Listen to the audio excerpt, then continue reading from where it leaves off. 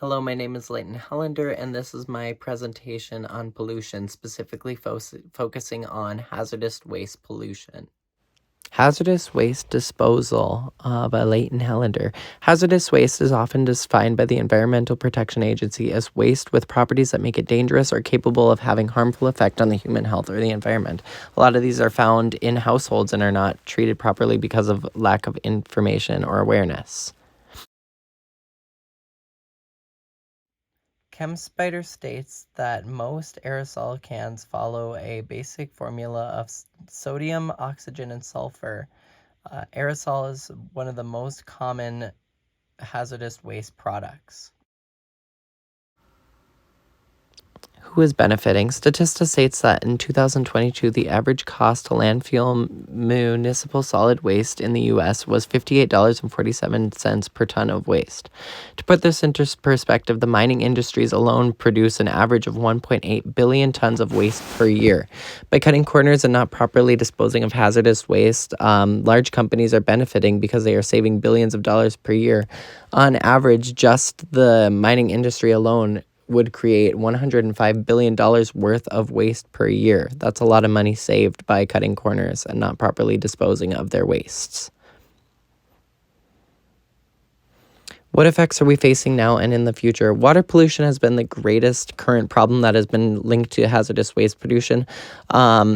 Medical waste has been a huge problem that has been linked to the infertility of fish species.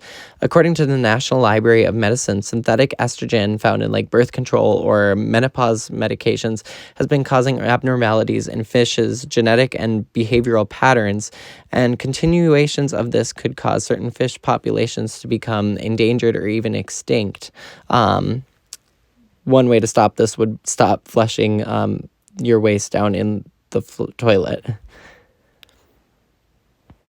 Environmental Toxicology and Chemistry from 2017 states that carbon being introduced into water supplies are raising the pH levels, in some cases even up to a pH of 8.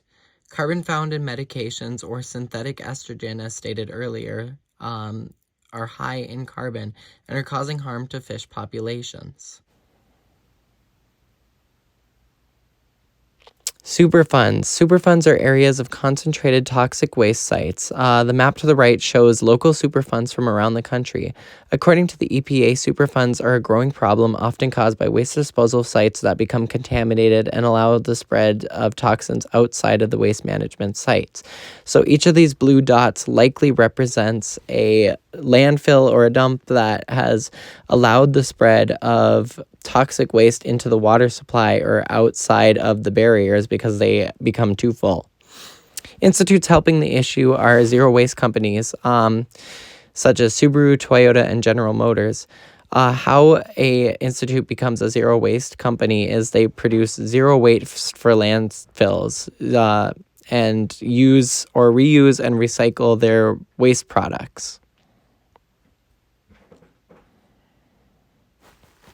One way to combat the issue of hazardous waste would be using less toxic materials, providing waste disposal education, and creating better waste treatment plants. Aerosols can be replaced with natural air fresheners such as essential oils, providing waste disposal education in classes, and treatment plants that can be better built.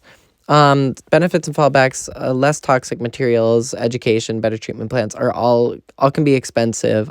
You'll never be able to beat free will. People will always choose whether or not they want to help the environment, and these can also be temporary solutions. I think the best course of action would be looking for less toxic alternatives as well as educating the public, as it's cheap and easy, and toxic alternatives are going to be a lasting solution that will only improve with time. Here are my resources.